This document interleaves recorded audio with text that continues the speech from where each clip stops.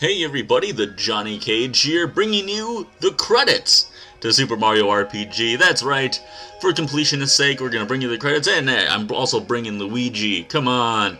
People say that this game isn't that great because Luigi's not in it. Well, there's your Luigi fix right there. He's been working on getting this whole parade in order for Mario's inevitable victory. He had to put a lot of work into that.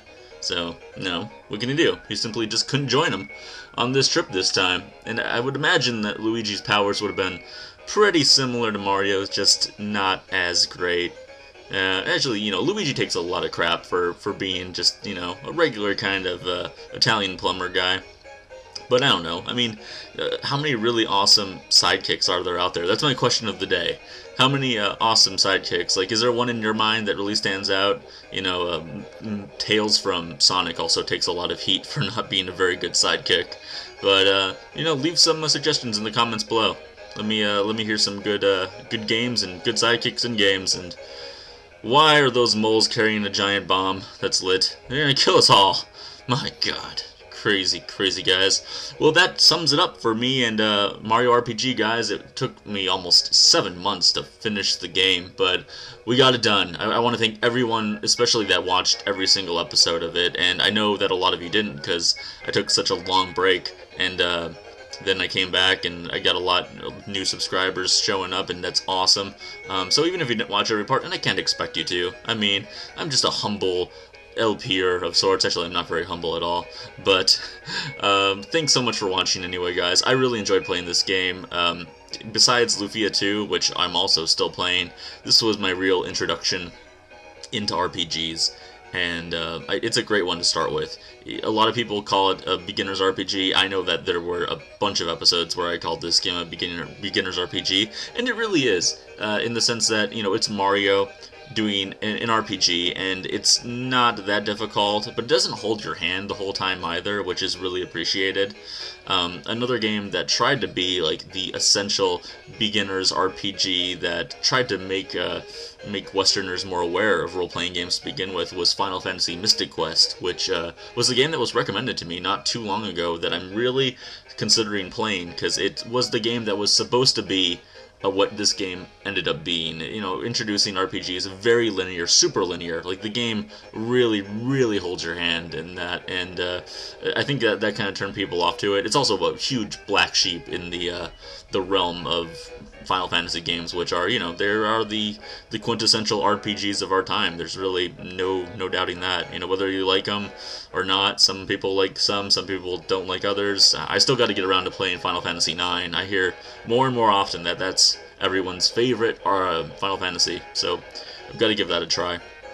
Tactics is great too, but then there's an argument of whether you really consider tactics into the whole, like, I don't know, stream of Final Fantasy games, because it's not actually numbered in the series, but, I'm not going to worry about that argument too much. It's an amazing game no matter what you say about it. And we're not completely ignoring this awesome parade with Jonathan Jones. He's got his little pirate ship, lots of lights on that. Reminds me of a way back when I used to go through Winter Wonderlands with my folks. Like, get in the car, pay 20 bucks, and then drive 2 miles an hour down some sort of zigzag path looking at Christmas lights. Oh, man. Rough times right there. Oh, and little known fact, toads have glowing heads. I had no idea, but now you know. Oh, man, so there was supposed to be a sequel to this game. There was supposed to be Mario RPG 2, but it never really came to fruition. I've got some old Nintendo Powers, actually, where they talk about the game, and it was supposed to come out, but it was in, like, its final stages of production towards the end of the life of the Super Nintendo, so they just brought it over to the N64, and it's what we know today as Paper Mario. And Paper Mario is very different than this Mario RPG is. I don't know if their intentions for Mario RPG 2, the Super Nintendo version, were to make it more of this sort of a game.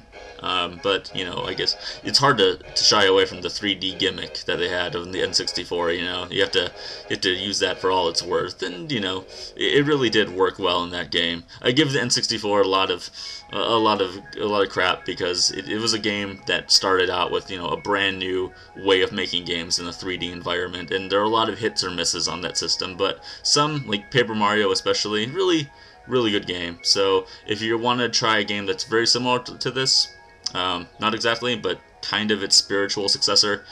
Go find yourself Mario, Paper Mario, because it's a very entertaining, good time. Oh, so we finally finished this up, so now we need a new game to take the spot of Super Mario RPG. God, I'm being all tongue-tied, I don't even remember what I've been playing now. And I think that it's time that I go back to my roots, and I'm planning on playing a lot of NES games. I might take a step back from the Super Nintendo for a little while, but don't worry, I will come back to it in all its glory that it is. And this part is actually worth mentioning. I only got a mushroom here, but at the end of the game, if you go back to Moville, and there's a guy that you can buy fireworks from, and if you buy 5 fireworks from him, you'll get a star. And if you get like 3 fireworks, I think you get a flower. So it's just a little something at the end. Speaking of the end, here's the end. So speaking of me getting back to my roots, I think next time the game replacing this one in the schedule, if you will be Mega Man 4. That's right, we're going back to Mega Man 4, and I might go straight through Mega Man 4, 5, and 6 right in a row. We'll see. Maybe I'll get bored of it and not do that. But thanks a lot, guys, for watching. This has been the Johnny Cage. Subscribe, like, and comment if you have not, and I'll talk to you all tomorrow.